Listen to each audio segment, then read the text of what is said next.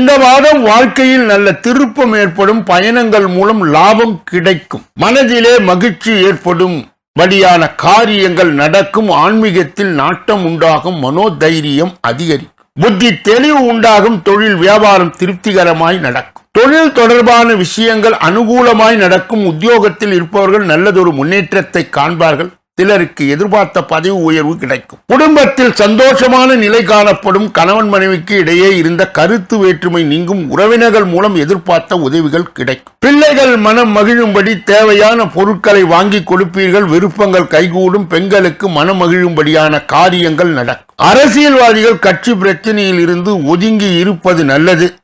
கலைத்துறையினருக்கு புதிய வாய்ப்புகளில் வெற்றி அடைவர், மாணவர்கள் சில நுணுக்கங்களை கற்று தெளிவீர்கள். சித்திரை 3-4 பாதங்களை உடையவர்கள், துலாம் ராசியை சார்ந்தவர்கள் சேர்ந்தவர்கள் இந்த பிப்ரவரி மாதம்